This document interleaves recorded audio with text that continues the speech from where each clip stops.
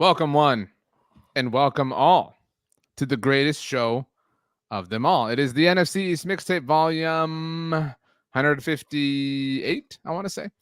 You can listen to this show wherever you get your favorite NFC East blog podcast network across the SB Nation universe. You can also watch this show on either, whichever one you prefer, the Bleeding Green Nation YouTube channel or the Blogging the Boys YouTube channel. His name is Brandon Lee Gowton from Bleeding Green Nation. My name is RJ Ochoa from Blogging the Boys. BLG, do you say either or either? Heard it both ways. I didn't ask have you heard it. I asked how you say it. I think I say it both ways. Data or data? Definitely data, not data. That's not a real thing. Data is weird. Either or either both work. Yeah. We're recording late, RJ.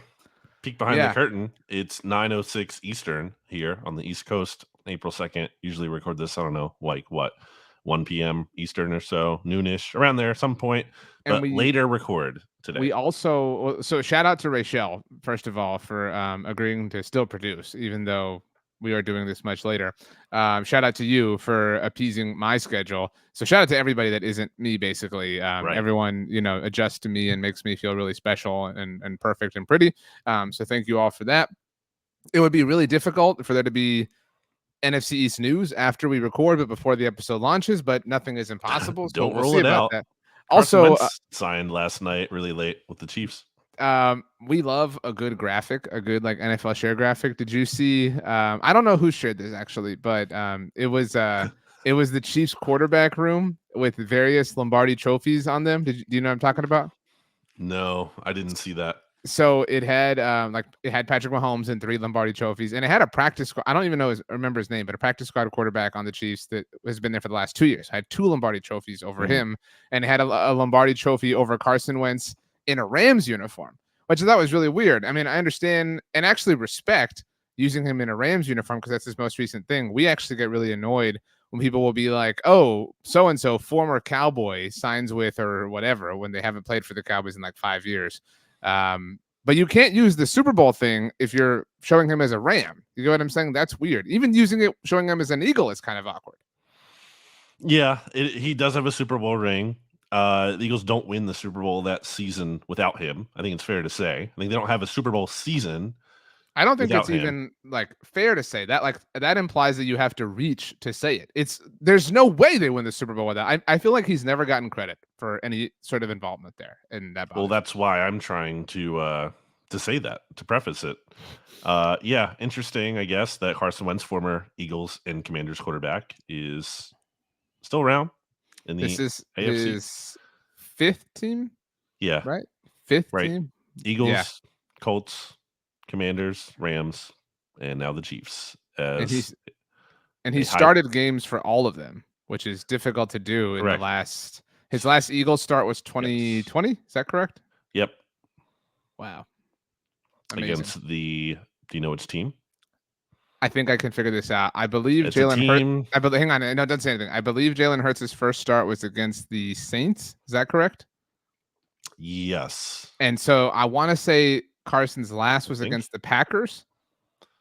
I can't remember the first start thing now that I think about it, but I guess that is true. I'm pretty certain it was. And yes, it was the Packers is what I was looking for. Yeah, they made the switch in Green Bay at halftime. I'm looking for Hurts' first career start to prove it. I think you're right. I was just trying It was the Saints and the Eagles won. And I believe I'm checking now that Taysom Hill started at quarterback. Yes. I think that was like the third of 3 games he had started or so. He was like undefeated at that point, and the Eagles beat him. That was the COVID year, and that was in the middle of the run the Saints had where they played the Broncos without a quarterback. So yes. Who would have thought the Broncos would have regressed from a quarterback standpoint from that day? Somehow they found a way. Well, I mean, I think they've had quarterbacks better than Kendall Hinton, with all due respect, but that's also I'm saying they regressed from Kendall Hinton in the. I'm saying they've had better. I mean, Russell Wilson's better than Kendall. It was a joke. It was just a joke. That's all it was. We could have laughed about it instead of like actually parsing through it. We're out of rhythm. We're doing this later than expected. I do want to get to, or I have one last riffraff before we get to the actual show. Well, same. You mentioned the date. It's Tuesday, April 2nd. Have I ever told you the way that like the time in my life that I tried to pull an April Fool's joke on my parents that it backfired on me? Maybe. I don't know. So I was in college, and I thought this would be hilarious. I called my parents and told them that I had been looking into this and applying and whatever to appear on The Real World, and that I had an interview, and I was like, I don't even know if this is going to happen, but I know I have an interview, and if it does, whatever, blah blah. Excuse me. And I did this presuming that they were going to go, there's no way you can do this. Like, you can't be on The Real World. And so that was going to be the April Fool's joke. And instead, they both were all, oh my gosh, we are so proud of you. And it really sucked to then have to be all, actually, I made the whole thing up. April Fools. So yeah, that was my story. More like the fake world.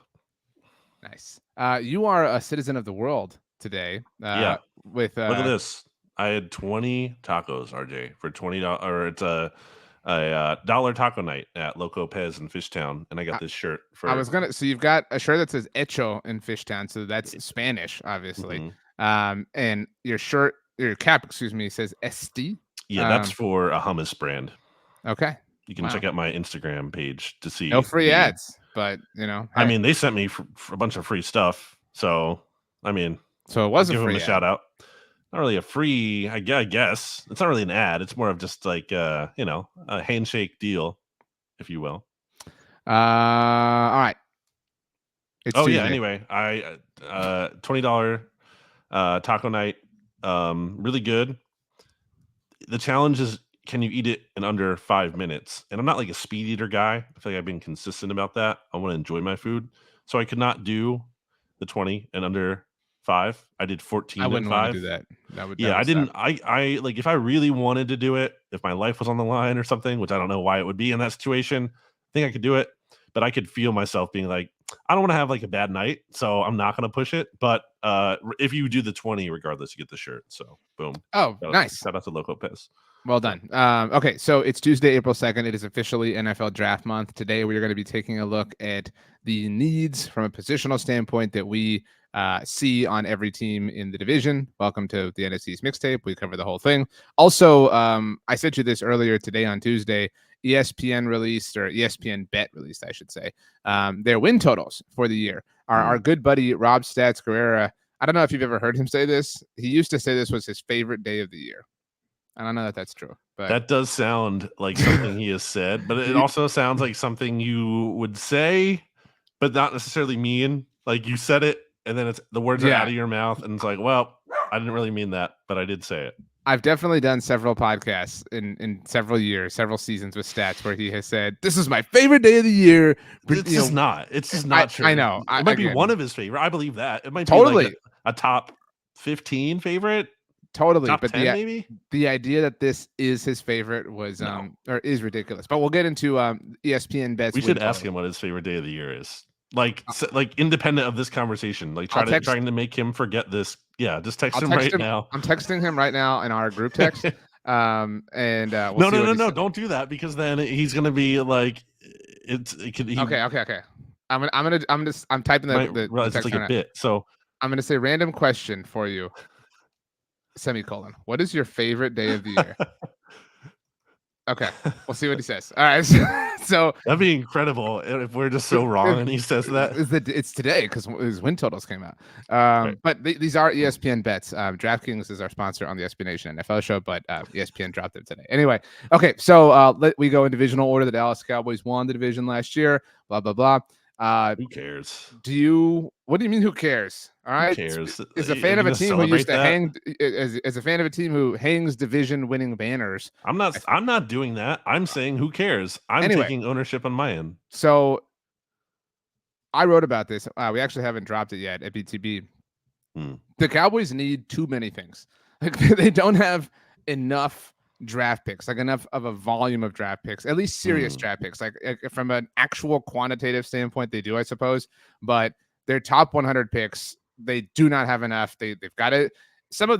All of this really depends on how they evaluate Tyler Smith, whether he is going to be their left tackle or their left guard. Obviously, if they view him as a tackle, then they don't have a need there, and vice versa.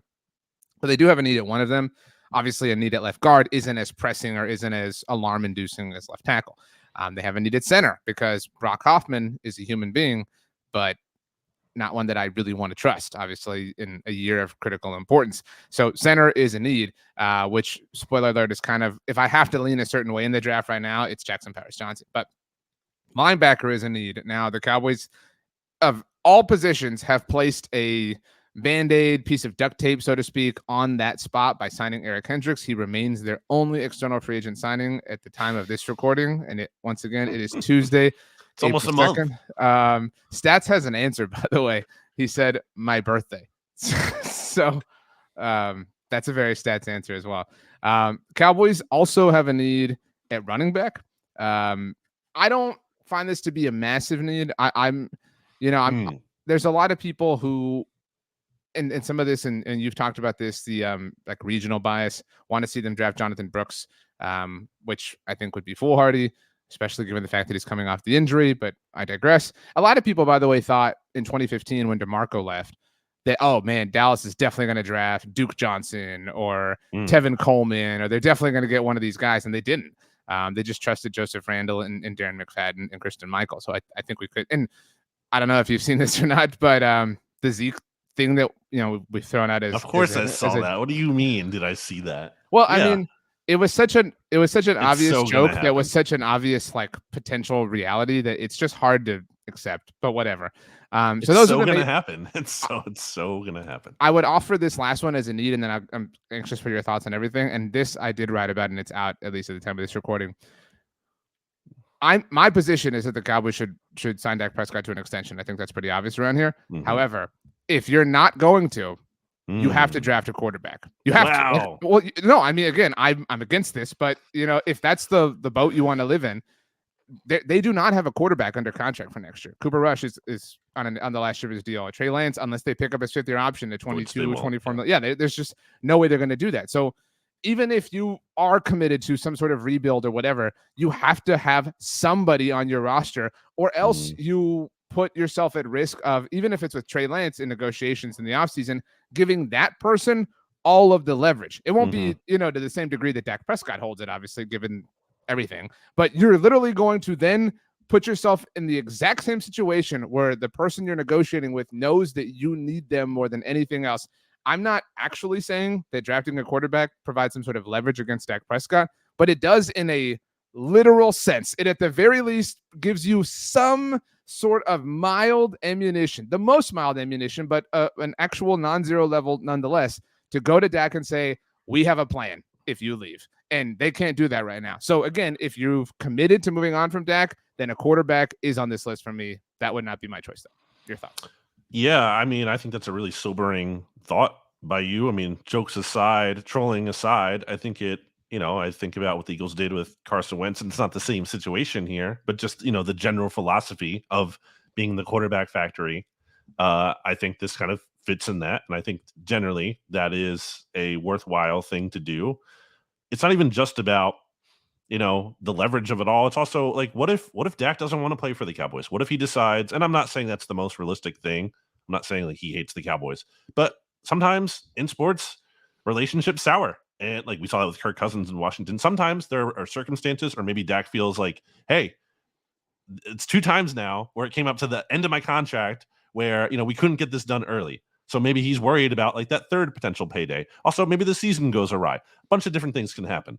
The point is, like, the Cowboys have to prepare for even the slight possibility of he might not want to come back. Even if we can give him the best offer, maybe he wants to go play somewhere else, especially if the Cowboys keep flaming out like they usually do.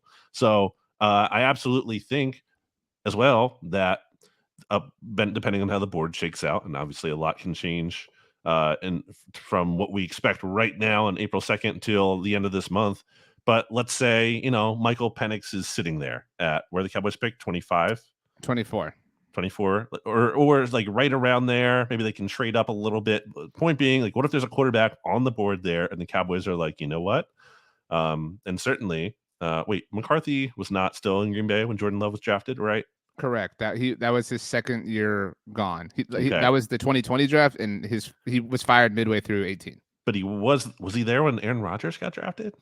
No, he was in San Francisco when they drafted Alex Smith over Aaron Rodgers. The Niners, but obviously. The point I'm trying to make is I guess he's been around like an organization, that even though if he wasn't directly implemented He or did involved in that. manage the Favre Rodgers thing at the very least. Right. Well, even That's though my he point. wasn't there, he did manage it. Right. My point is like he's had that dynamic before, or at least and he's worked for an organization that thinks that way. So I don't think it's like this totally foreign concept that he might not be totally unprepared to deal with. So yeah, I mean, again, I know it's not the most ideal situation for you in terms of what you would want to do ideally, but if you're looking at what's most realistic coming out of what you think is expecting to happen with him not getting an extension, then yeah, that has to be on the table. Again, I mean, I don't know how to quantify the leverage that Dak has. I mean, in the article, I put it at 99.9%. And if they don't take a quarterback with a premium pick, then it goes to 100%, because then you actually, like right now, you kind of have that incredibly loose threat, right? Like, I don't know, man, if this happens and this quarterback falls, we could take him. And it would be so stupid. People have thrown out like spending, the second round pick, 56 overall on Penix or Bo Nix or whatever.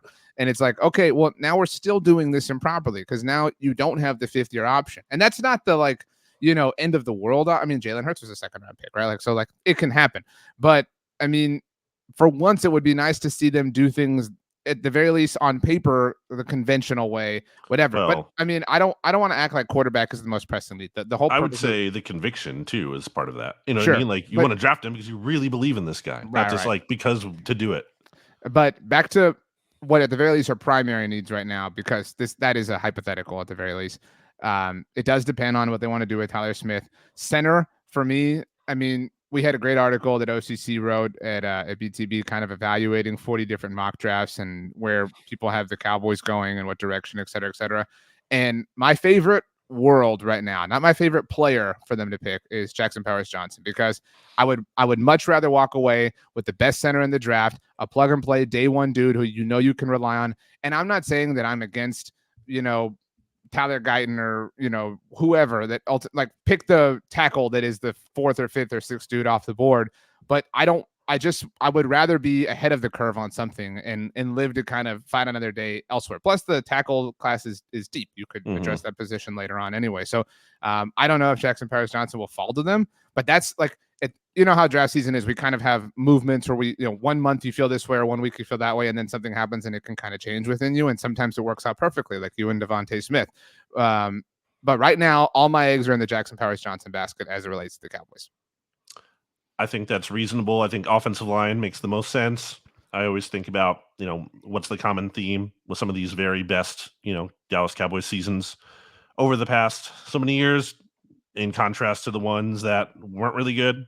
Obviously, quarterback injury is a factor, but the offensive line being up to snuff has been a really big deal for them. So, and, you lose Tyron Smith. I know Tyler Biadasz wasn't anything special, but there's certainly room to go down, especially with no clear replacement behind him.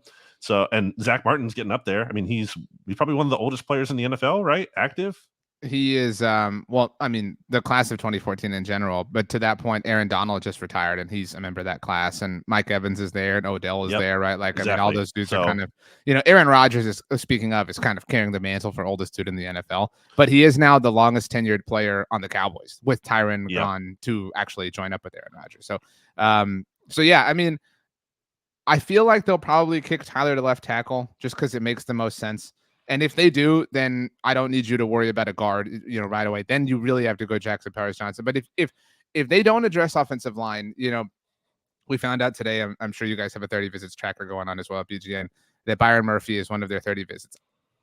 I would not love. So confusing that it's a name of a player in the NFL. Right. Who was only drafted a few years ago. Well, that's the Cowboys had that going on with Connor McGovern, who was an offensive lineman. That's true. I never know who is who. It was very confusing. It was very weird.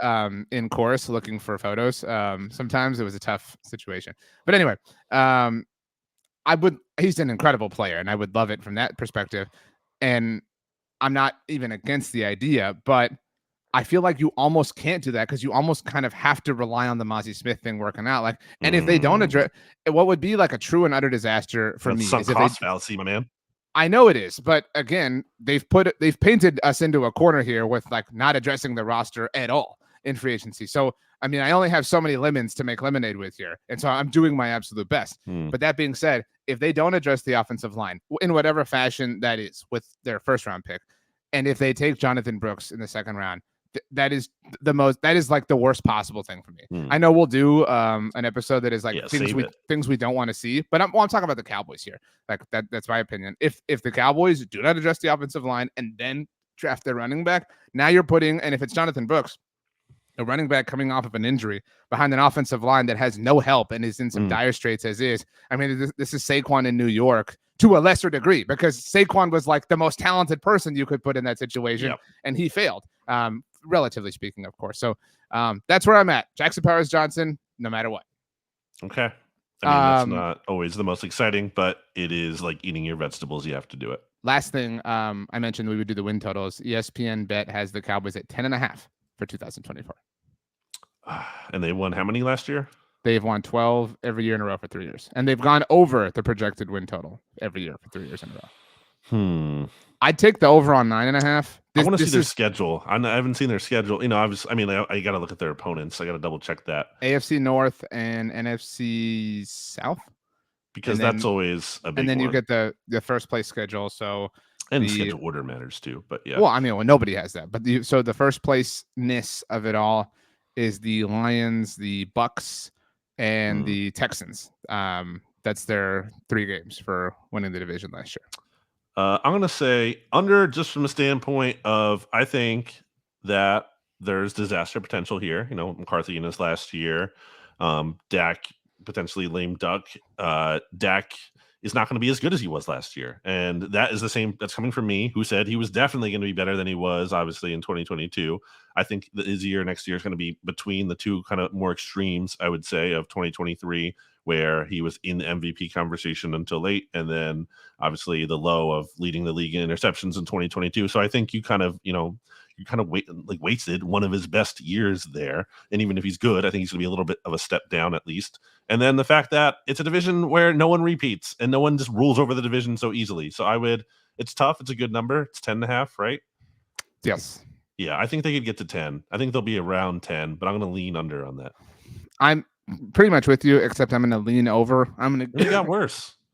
I'm not denying that, but I mean, they've hit the over 3 years in a row, and that isn't, you can't just bank off of that. I'm really mad at them. I want to be very clear about that, but I would rather be wrong this way. And the fact that they've proven, because I've taken the under a lot of times, but I would have set the number at 9.5 because I would take the over on that, because I think 10 is right there. And again, that's I why like getting the 10. Yeah, I like the 10 a lot. That's why they're very good at this. But I'll take the over and assume they just. But I mean, to the main point, Washington's better, New York's better. Like, some of those wins that they've piled up to help get to 12 each of the last 3 years are going to be a lot more difficult to come by. But I'll still lean this direction for now. By the way, for the purposes of this discussion, I pulled up the depth chart survey team on our lads. And you know how they have some names shaded in aqua that are free agent additions. Sure. It's so sad to look at the Cowboys depth chart, because it's just Eric Hendricks whose name is in aqua.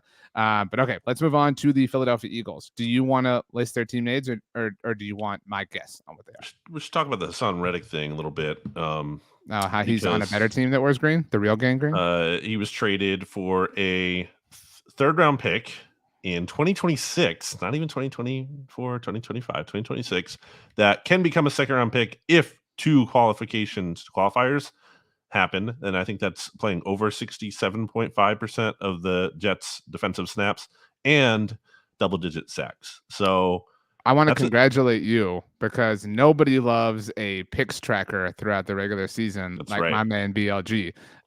So easy. That's what I'm saying. You've had these every year in a row for I don't know how long, and you have a new one, and it's got some. It's more than just like their team record, so it at least challenges your brain. Yeah, really, inspires you to check in every week too, as opposed to, just you see the standings, you already know. It's like, oh wait, did he actually play? Just check the snap count. Yeah, so I don't think that's good enough. I think Hassan Reddick is obviously a great player, and he is the 4th most sacks in the league over since 2020.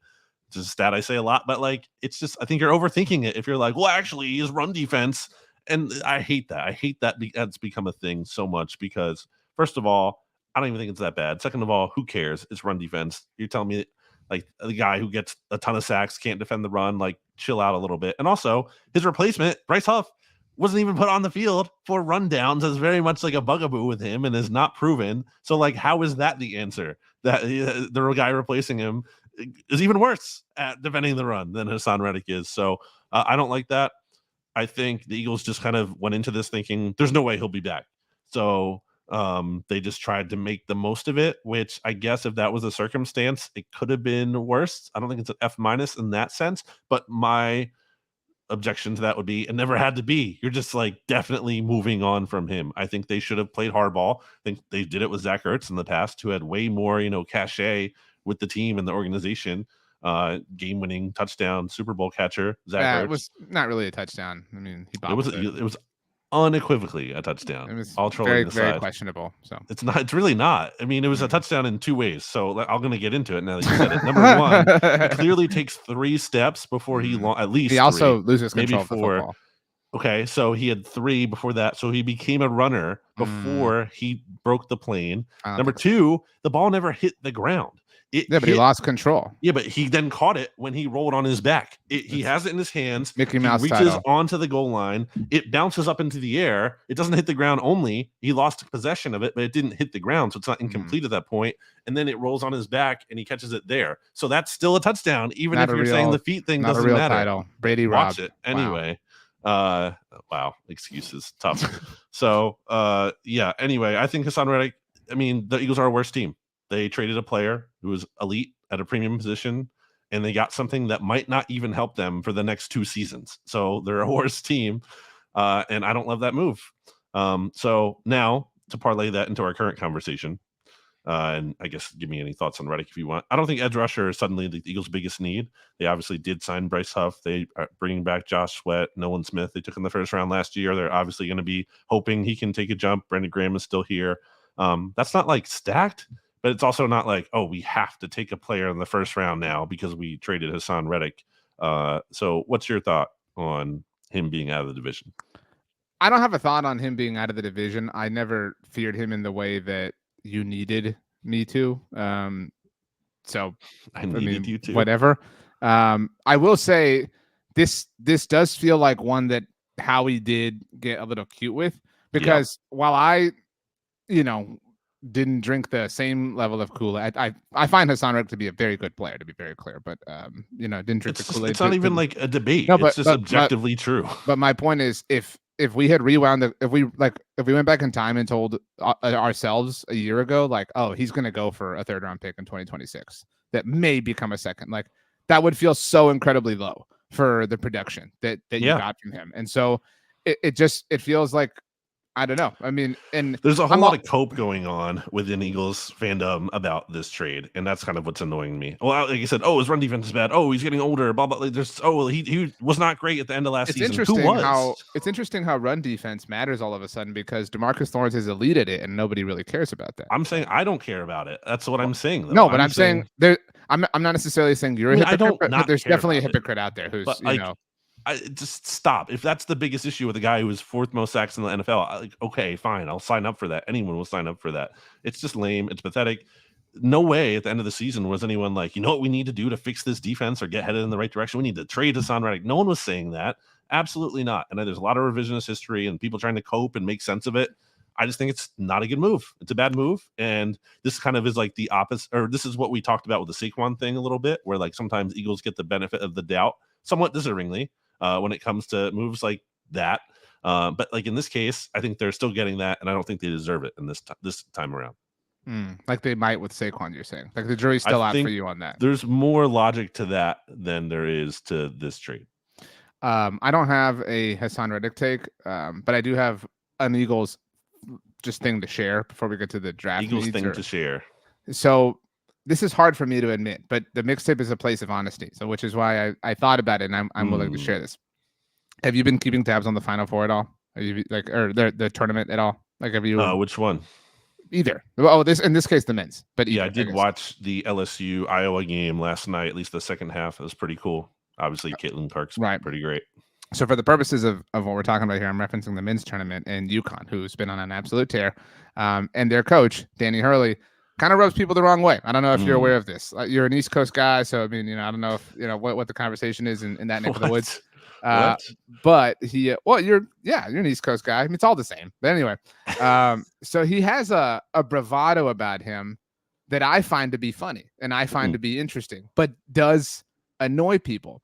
And I thought about this and kind of to myself, and I thought, damn it, he's Nick Sirianni. That's who he is. Like, he's the Nick Sirianni of college basketball, and I kind of like it a lot. So respect. Interesting. And I long said, and I think you'll back me up on this, that when you're winning, you can do whatever you want. As long as you continue to win, you can be as obnoxious as you want. And Nick damn near pulled it off to the point that he would have had bragging rights for eternity on it. But you don't, or he didn't. And as a result, when you put that target on your back, people come for you hard. Sure. And so it was just an interesting experience for me watching Danny Hurley and thinking about Nick Sirianni. I can't comment on that at all because I don't know. But the Eagles' two biggest needs, I would say, number one, a lot of people will think like short-term, immediate need. Look at the depth chart right now, have to play game today, cornerback, because they have Darius Slay, who we don't need to relitigate here, but he is certainly locked in as a above-average starter for sure. And then on the other side, shrug, because James Bradbury is still on the roster currently. That's a surprise. A lot of people thought they would designate him as a post June 1 cut. They could still actually just cut him after June 1 if they want. And the advantage of doing it at that point, or why they would do it at that point and not do it now, is that they have some OTAs and a mini camp coming up. They can kind of get a look at him in those practices, see like, okay, is he truly kind of just cooked? Doesn't have anything left. And should we just definitely move on? Or, maybe they see something they like. I'm not saying you make that decision just based on that, but it kind of gives you a little bit more information. And also kind of depending on what you do in the draft and whatnot. Keely Ringo, who the Eagles traded up for in last draft, I think they're third this year to move up into the 4 last year to get him early in the 4th round. And he showed some promise down the stretch. One of the few players who late in the season actually was kind of like interesting a little bit, had some struggles too. So kind of not just a certain starter there on the outside. And then a lot of mock drafts have the Eagles taking like Cooper DeJean or name your cornerback here. There's a bunch of them in that range where they might take them, but I don't think the Eagles are going to do that. I think that's what kind of like is the more of the instant gratification, what people want, unless, there's a big run on offensive tackles, but I think they're going to take an offensive tackle. I think that's what they want to do. It's what they have done in terms of Landon Dickerson, Jason Kelsey, or Cam Jurgens.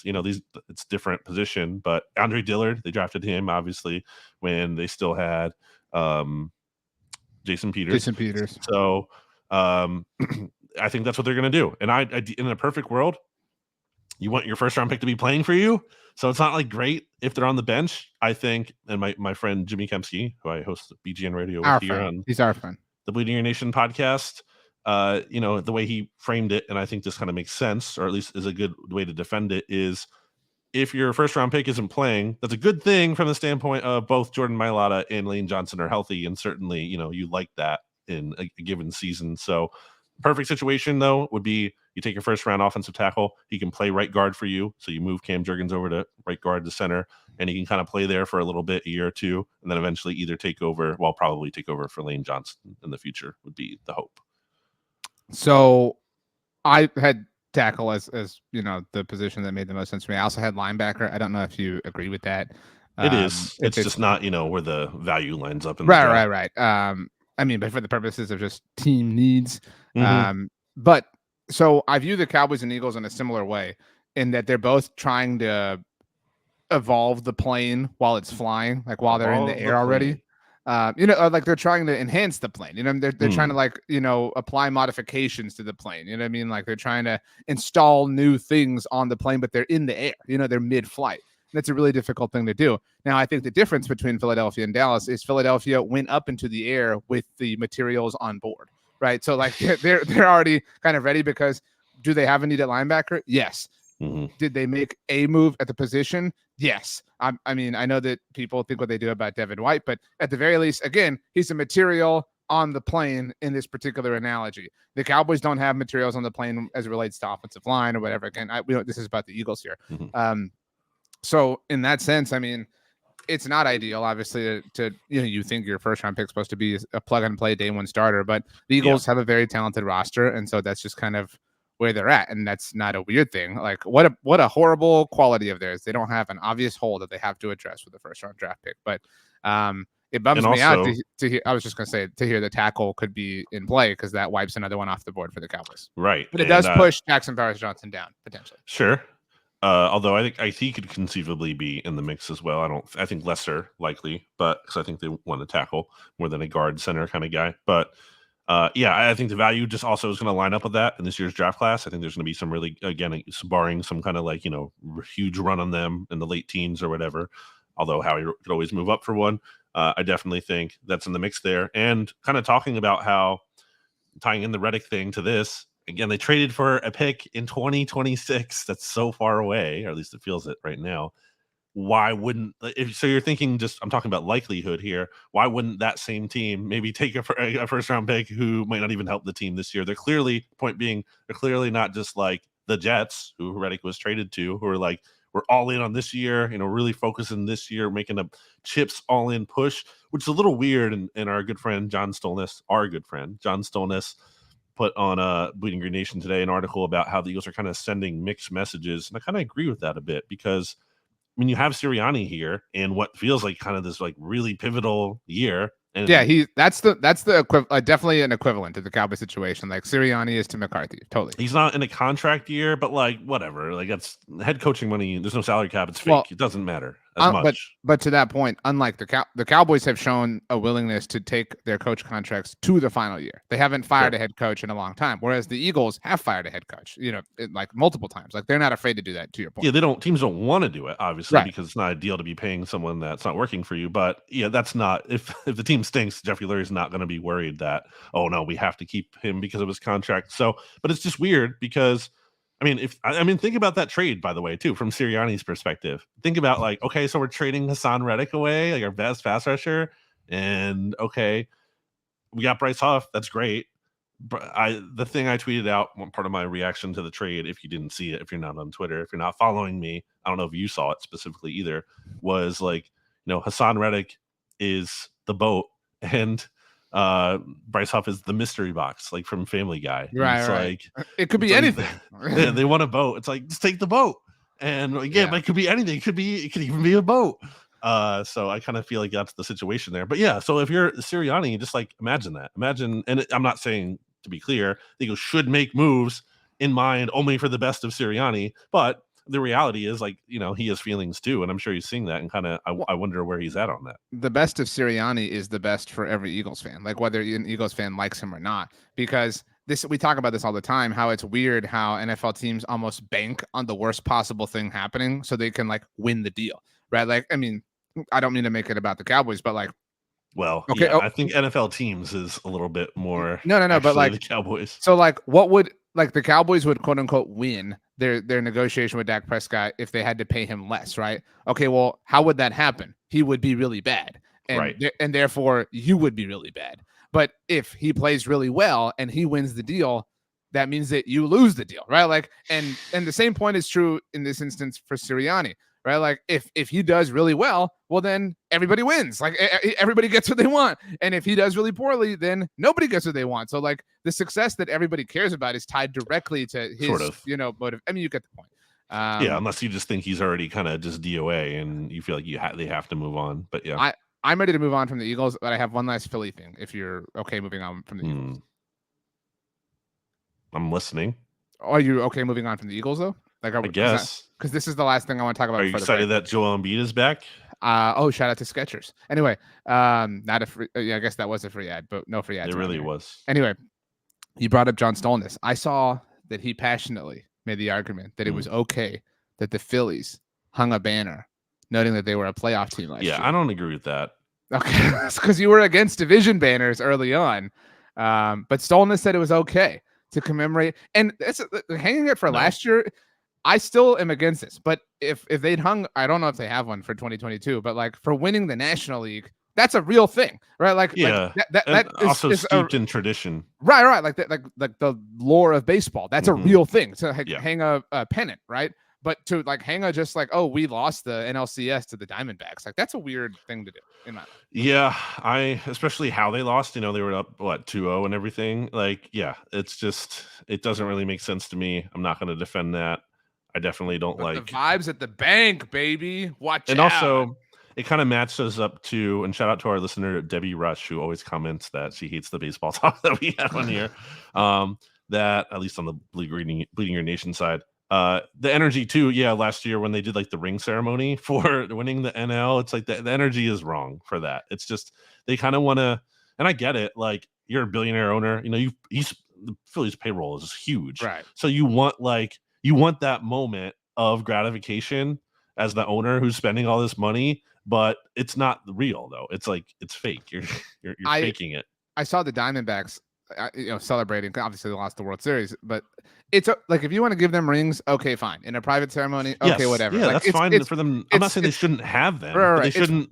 It's weird from a fan perspective, but like, so the Eagles got NFC Championship rings, right? Like from 2 years ago as well. But I don't recall there being like a ceremony for that. Like, it makes sense that everybody kind of wants that to happen in private because you obviously lost the most important game or the most important series. But to have like a ceremony, like that's how the Diamondbacks did it. And I'm happy for them. But again, it's a little weird. It's a weird, and I understand the tradition of like penance and whatnot, but whatever. I'm ready to move on. Are you? All right. Let's take a break. So we're going to take a break right now, and then we'll be back after this. We're back here on the NFC East Mixtape. Definitely after some ads that you just heard, and not after a weird pause on the YouTube video versions. Leave us a like, by the way. I've heard that's important, RJ, to the algorithm and whatnot. Because a lot of people comment and subscribe, and we appreciate all that good stuff. But actually, the easiest thing to do, even easier of all of those, is just click the like button. Doesn't like it's such a low commitment. So click the like button if you're watching this. We appreciate it. I hate to kind of go out of order, but we didn't do the Eagles win total, and it's 10.5. So quickly, yeah. I'll do the over on that. I'm gonna lean over too, but I just like Dallas. I don't feel super great, but I'm gonna lean over nonetheless. It's because no team repeats, and I just feel like the Eagles have a good chance. I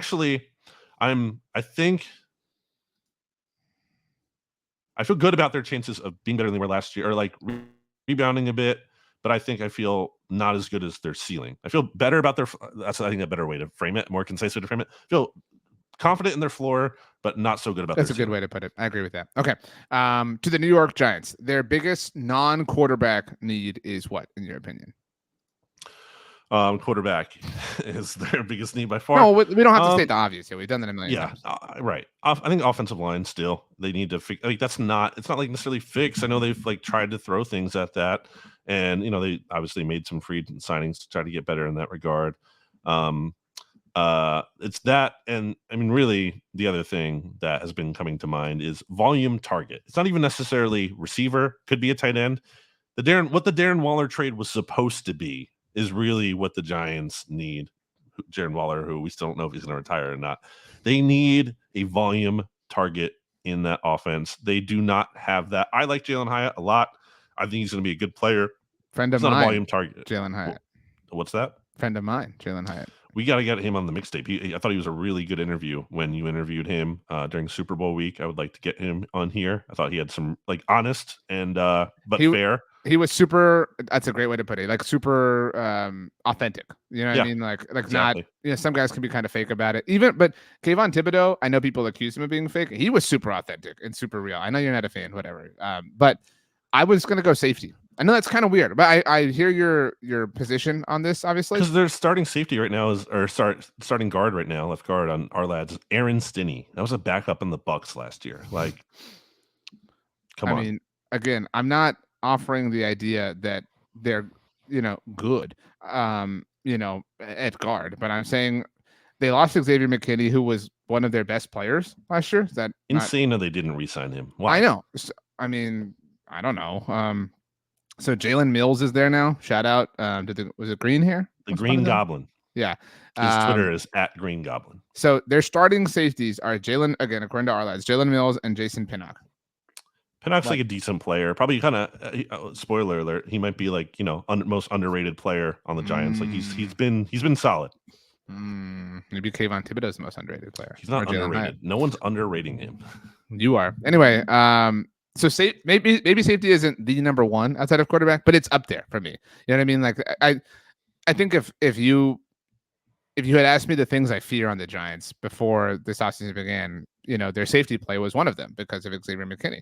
And now that's not there. And so I don't mean to say like, oh, Xavier McKinney's gone, like, let's go get the mystery box that can be the boat, to your point. But it is still a void that they have to fill. And I don't think, that they've done that properly. So safety, I think offensive line, like you could play offensive line for anybody in the NFL, obviously. I mean, I know we did that with Dallas and Philadelphia, so I'm not saying that they're exempt in that regard, but wide receiver, are we really going to go that far? Like, is it like a big volume target? I know, but like to isolate the position specifically, because if we talk about just wide receivers, because it's possible that Darren Waller could be serviceable for them. It's possible he might not play for them. No, I know. I mean, but again, leaning optimistic here. But from a wide receiver standpoint, their starting receivers are the aforementioned Hyatt, Darius Slayton, who is great, and Wan'Dale Robinson, who obviously a lot of people like in different capacities. But there's no Slayton's not great. He's fine. I think he can be great, though. Like, he's had some great moments. I mean, again, relative to what they've had going on there for a very long time. So they need, like, that alpha. They need what Kenny Golladay was supposed to be. That's why I said a volume target, yeah. But that was a wide blanket. I'm talking, they need that tried and true wide receiver specifically. And this is a draft that's very deep at the position, obviously. It could be. And yes, but that's the kind of receiver too. It can't just be like another like big play kind of guy like Jalen Hyatt is, in theory supposed to be. They need someone who can dominate targets. And sure, wide receiver would be great. Although if Waller isn't back, their depth chart at tight end after that is Daniel Bellinger, who I actually liked. But everybody liked. That's why they were kind of bummed about the Waller trade, because everybody's like, "Oh man, now Bellinger's not going to get to play anymore." But I don't know if he's like. I think he might be more of a tight end too, to be honest. And then behind that, it's Chris Manhertz, Jack Stoll, formerly from the Eagles, Tyree Jackson, formerly from the Eagles. It's just there's not a lot there behind them. They're those guys, especially Manhertz and Stoll, I think are more like blocking kind of tight ends. They're kind of tight end 2, tight end 3 guys. So it's almost like a tight end room of the slot receivers that the Giants had last year, just a billion different slot receivers who were all mediocre. So I like Wan'Dale Robinson. I think he's a decent player in the slot there. Slayton's like, if he's your second best receiver, it's like probably okay. It's probably fine. But it feels like they need a little bit more help there. Well, thankfully, they in all likelihood won't have a premium asset to devote to any of these positions because I don't know. I guess every day I feel like it's less and less likely that they're going to walk away with one of these quarterbacks in the first round. Really? Well, I just don't know that they have the ammunition, right? Like, we obviously Chicago, Washington are going quarterback. I know New England is kind of a pivot point, and Arizona's not taking a quarterback, but we all kind of presume that Minnesota is going to get up there somehow, some way, and take theirs. So Minnesota will be the third team, and we just could be. It comes down to whether or not New England wants to take a quarterback, and whoever you find that or believe that to be, whether it's Jaden Daniels or Jaden McCarthy, or if you think Drake May is the one who falls. I just don't know that the Giants are. I think they're like the bridesmaid here relative to the core 4 of quarterbacks in the class. There was a article on BigBlueView.com about how I forget how they worked this, but somehow our good friend Ed Valentine worked it where they pulled like Vikings fans. I think maybe it took from the Vikings SB Nation Reacts to where Vikings fans would rather have who is it? Who's the trade up candidate? Was it 4? No, 5, 6? The Cardinals are at 4. So they're the spot if New England goes quarterback at 3 that everyone thinks Minnesota will go to go get. I'm forgetting which team they specifically set up, but they basically a long-winded way at me here of saying they preferred the Vikings package to what the Giants would offer. So, fan sentiment. Cardinals fans want trade with Vikings, not Giants. Because the Vikings now have 2 first-round picks and the Giants don't. Right. Even though the Giants are higher, right? That's what Minnesota can offer. So, would you do that if you're the Cardinals? Just out of curiosity, would you go down to 11 and 23? Yeah, and I think then you still go back up if you really want Marvin Harrison Jr. Although you might lose him to the Chargers. You know what I mean? So, yeah, I think you just live with what receiver you could get at that point. Yeah. But yeah, anyway. Okay. 6.5, the win total for the Giants. I'm gonna go over because I think maybe I'll instantly regret that. I think that I was trying to like build the case for optimism in my head. I think if you get a rookie quarterback who can make a leap, and then offensive line will be more stable than it's been in a bit. Man, I really thought it in my head. It sounded better. Actually, I'm going to go. That's tough. What do you think? I'm going to go over because they won 6 games last year, Yeah, and that's had low. some things. I would say they regressed to the other side of the spectrum, kind of. Really bad injury luck in terms of they were Right. down to their third string quarterback. So they went from one end in 2022 where everything really worked out and they were 9-7-1 to the other end. And even with a lot of things working against them and a quarterback who was, or a set of quarterbacks who couldn't exactly be like, spare me the, Tommy DeVito stuff. I mean, they still won 6 games. So if Dallas regresses, and a lot of people think that they will, myself included, I recognize I took the over here and I can't just take the over on everybody, but I might. But if Dallas does regress, those games have to go somewhere. You know what I'm saying? Like, the water will find a way, and it might find a way to 6.5 is really low for an NFL team. I mean, I'll say over. Like, it's hard to win fewer than 6 games in the NFL. In fact, so fewer than 6, there were only 2, 3, 5 teams in the NFL that won fewer than 6 games. And the Chargers lost Justin Herbert. You can kind of explain that away in that sense. The Panthers were the Panthers, and the Patriots were so you're either had a massive injury or you're like really, really, really bad in a way that the Giants aren't bad. So that's why I'm willing to lean over here. It's kind of funny though, because it's like, who's their quarterback? I don't know. Maybe Daniel Jones. Well, I do think that Brian Daboll proved he can coach a little bit. I know we were a little on the fence after that first season, but I'm not saying I really believe in Brian Daboll, but I definitely believe in him to a certain degree. So I'll take the over. Okay. I think they could have a big draft. That's my case for optimism, because I do think that like the receiver class is good. They get that. If they nail the quarterback pick, a gigantic if. But if they do that, I think they could have. Here's my take on the Giants. I think they could have success faster than people think, because I think they could be in a spot where they get the quarterback and they get that receiver, and they kind of have like a cute Houston Texans thing going on. The biggest non-quarterback need for the Commanders, because again, that's really obvious, is what? I can go first here. So I'm going to go edge rusher. I mean, just because they got rid of theirs, and they did so obviously understanding the quote unquote consequences. The Montez Sweat thing has really worked out for the Bears, and I think you owe Chicago a bit of an apology, but whatever. The Chase Young thing, I think I ripped that trade. I think you did. You ripped the contract, and again, Chicago had the room. Like, I don't have a problem with teams that are in the position that Chicago is in, and even Washington now. I don't have a problem with them overpaying dudes because the rookie contract. Exactly, like overpay all you want because you have the ability to do so. So, and good for Montez Sweat that he was the beneficiary of that. So the Commanders got out while they could. They got obviously some compensation for him. They weren't going to give him that contract, even though they were going to be in the same exact position from a rookie quarterback contract standpoint. Also, as Brandon checks on the Phillies, the Sixers, actually, it's at the end of the game here. By the way, the Spurs are up 3 on the Nuggets without Devin Vassell, Keldon Johnson, and Jeremy Sohan. So, shout out to Wemby. But anyway, I think a lot of people care. He's incredibly popular all around the world. So I think more people probably care than about Joel, who got owned by, speaking of the Nuggets, Jokic. Jokic was the real How MVP. many points did Joel drop on Wemby again? Was it 70? Okay. Anyway. I think it was 71 to be literal and accurate. Anyway, the Chase Young trade worked out for the Commanders. I think they look really smart on that. So edge rusher, but I mean, again, quarterback kind of steals the show. But assuming they land that pick, which is not easy to do, but not really hard when you're second overall. If they walk away with a couple of edge rushers here, and they don't have to be premium picks, but they do have to obviously start restocking the cupboard a little bit there. Sixers won. Big win over the Thunder. I think that's an obvious one. When you look at their depth chart, just like a lot of guys there right now, right?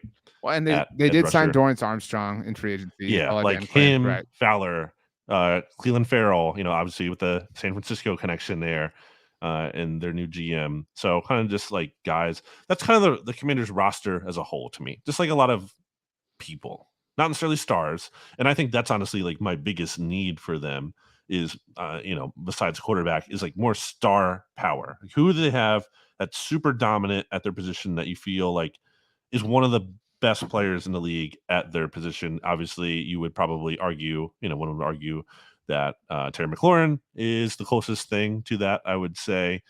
If you really like John Allen or Deron Payne, sure. They're in the conversation. And I think they're certainly the conversation for best interior duo in the NFL. They are, but what are their ages, by the way? John Allen turns 30 this year. He turned 29 in January. So he's 29. And then Deron Payne, I'm sure, has been around for a little bit too. It's like 25, 26. This will be his age 27 season. So, yeah, I mean, they're fine. Not like you're seeking to replace them. But when you look at this roster, I think they just need more star power in general. And, they're going to draft a quarterback. Although, in the Bleeding Green Nation community mock draft, someone went rogue kind of and had them just take Marvin Harrison because they don't like any other quarterbacks. So there's a scenario where, I mean, I think I've seen that sentiment. That's when you cement a sentiment. I would buy that. I would buy that more if they'd been the team to sign Russell Wilson, something like that. You know what I mean? Like if that precursor. Yeah, I don't think it's going to happen, as we talked about too. Even just from like a aesthetic standpoint, like this is the time to market a new quarterback. This is not the time to. This team that's had this long suffering fan base, it's not the right time to be like, what we're going to do? Actually, we're going to kick the can down the road even further. I don't think the fan base is going to stand for that. I think you have a chance, number 2, to get a quarterback. You don't know if you're going to be in this position again. And it makes all the sense in the world to get the guy that you think you really believe in. And what they do outside of that, I think it's more of just getting a star, regardless of position. How appropriate, by the way, that the Sixers won when we started talking about this team. Josh Harris is just happy in a bunch of different ways right now. So good for him. Good for you. Okay. Star power is the thing. 6.5 is the win total for the Commanders. So this is file this under. I'm going to kind of ride the fence a little bit. One of New York or Washington. That's not how over-under works. No. I was going to say one of New York or Washington. The push. You could. They could win 6 games and have a tie. One of New York or Washington will firmly hit their over. You know what I'm saying? Like one of these teams is going to arrive a bit, by say a number, by 3 or more. Okay. By 3. Yeah. One of these two teams will. I feel confident in that. And some of that, a lot of it depends on the quarterback that Washington takes, presuming that does happen, and whether or not New York's able to be that team that convinces Arizona to trade with them or whatever. I mean, so I feel, especially if Dallas does suffer the regression that a lot of people expect. Now, if that doesn't happen, again, like a million different things can happen, but I feel confident that because it's possible that the Eagles regress a bit too, right? Like, I mean, you talk about the Nick Sirianni of it all, the Mike McCarthy of it all, right? Like if I came back from the future, to go back to time jumping around here, and I was like, BLG, dude, neither Dallas nor Philly won the NFC East in 2024. You would not be shocked. You would be like, well, that's a little surprising, but like that, I could totally close my eyes and see that happening. I'd be pretty surprised. Which team do you think it would be? I'm more inclined to believe that it's Washington. I mean, honestly, because they've been more aggressive and they brought in more talent and they have more offensive talent right now. They raised the floor there. Right. And and they've made life, or they're going to make life seemingly easy for their rookie quarterback. I don't really trust Cliff Kingsbury a lot, but high ceiling, not really, super low floor, but also super high ceiling. You know what I mean? Like if it hits, it hits. And I was ready for the Cowboys to move on from Dan Quinn. And so if he has success, it will look like egg on my face, even though I feel like my points were very valid. But I do put stock into him as the leader of men and culture builder, et cetera. I know Ron Rivera had those qualities, but Dan Quinn has had them in much larger spades as of late. So like I could see, the attitude, the environment, all that kind of working in their favor. And if there is regression within the division, it will offer them the opportunity to really benefit from it. Plus, we talk about first place schedules all the time. They get a last place schedule. And the benefits of that, they get to play Chicago. They get to play, obviously they play Carolina because the division plays the NFC West. They get to play Arizona. They get to play the Titans. That's the AFC South draw they have. Like that could be the difference for them. That could be the 3 games that we're talking about here, pushing them over by the metric you threw out. I think the danger is the floor could be really low from a standpoint of like rookie quarterback floor is pretty low. You know what I mean? Like the worst case scenario of the rookie quarterback is you could be like really, like we just saw the Panthers basically last year. I know that's more of an extreme side, but the point is like if the guy just can't play and you really mess it up, like Marcus Mariota is not saving your season. Like there's not a lot there. Whereas Daniel Jones is obviously not great, but he's been on some teams, Giants teams before that have been like, bad, but not like number one pick kind of bad. Like they win 6 games or whatever. So right now, who are you more afraid of from an Eagles standpoint? Daniel Jones or Jaden Daniels? Because that's who you think Washington's taking. Who are you more afraid of? Yeah, I'm going to go with the upside, Right. Jaden Daniels for sure. And but I also that's the think thing. Like, his floor is lower. Name the player on the Giants that presents upside. It's Brian Burns, right? Like, and on the maybe whole roster. Yeah, like, and maybe there's a domino effect there, right? Like maybe they just developed this insane like pass rush because of that trade. Maybe it's a Hassan Reddick sort of effect, the way the Eagles had. But we can name a lot of players on Washington that could provide that in different elements. And so, especially at the most important one, the quarterback position. So I'll take Washington. Surprised you didn't say Kayvon Thibodeau, your boy. Anyway. We need to get somebody on to talk Washington. Yeah. Well, maybe we need to get both guests on. Honestly, we should do that for the draft. We should We'll really, do. because We will. that's the first time we kind of did that, or at least with Ed. We had Ed on. The first, Let's, that was like the second or third mixtape episode ever. Let's start planning on that, and let's get some songs and get out of here. Wow. So Rachel submitted her song first. She is going with a newbie, Most Wanted by Beyonce and Miley Cyrus. An excellent choice by Rachel. I was a little surprised that Rachel didn't go with the Cowboy Carter song. I haven't been able to listen yet, but she will at some point. I'm very confident. So I did something I've never done before, and I guess you didn't see this. I actually picked my song so far ahead of time that I added it because I control the playlist. I added it to the playlist on Monday. That's when I knew. Do that. That's not how it works. That's Why not canon. You can't just be doing this. I did it because I knew I was going to pick it. I was in complete control of it. You're spoiling the episode. No, but no. People don't even listen to the episode at all now. Hear me out, because I wanted to do it on April Fool's Day because I went with the song "Love Fool" by the Cardigans. Yeah, again, it wouldn't have felt cool to do it. Even my story about the real world didn't hit. You really pranked the listeners with that. Exactly, I pranked you. So "Love Fool" by the Cardigans is my choice. I don't think I know that song. I'm gonna go love with love me. Well, don't get DMCA'd. I'm gonna go with "After Hours" by We Are Scientists. I think a big like late aughts kind of song and band. And actually, they have some other good songs too. So check them out. We Are Scientists. The song is "After Hours." Officially on the playlist, as is Rachel's song. I'm working on it right now. You did nail the episode number, by the way. It is 158. So. Well, I made the graphic, so I mean, it was somewhere in the back of the recesses on my mind. So I kind of funny you don't put the mixtape episode in the top left of the screen here, where it says mixtape 42. Sometimes I do, but when I was doing that, I couldn't remember in that moment. But then it was a little bit till you got here, so I had some time to think. As we leave, Brandon, I would like you to tell us if you could only hang out with one of Bryce Harper, Joel Embiid, and Devontae Smith, and the activity that you were going to be doing was your 20 taco challenge, but the challenge specifically with eating it in 20 minutes or less. The 5 minutes. 5 minutes. Sorry, 5 minute challenge. Who would you do it with and why? That's tough, by the way. I was trying to do the math on that because I'm not good at math. It's like one every 15 seconds. Like that's not a lot of time to eat a taco. They're small tacos, obviously. Like, well, still, 2 biters, right? Yeah. But still, I don't know. I like to chew my food more too. I want to chew it well. I'm not just trying to chomp and swallow them instantly. But Joel Embiid, have you seen his Hot Ones episode before? No, I didn't know he had a Hot Ones episode. You should watch that. I think and regardless if you like the Sixers or not, I think people would like it. He's an interesting guy, and he also, spoiler alert, just crushes those wings. I know that's not the same kind of thing at spice versus volume, but he's bigger. He's 7'2". He's huge. I'm sure he could eat 20.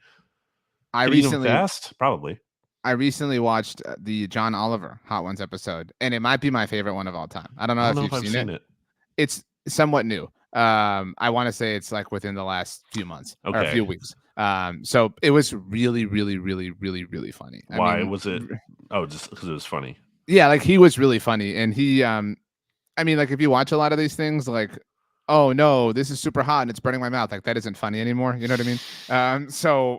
But he's also insanely clever, and so he's much more capable than I think your average participant of describing what's happening in an eclectic and creative way. And he did that. So cool. Watch it maybe right after we get done with this.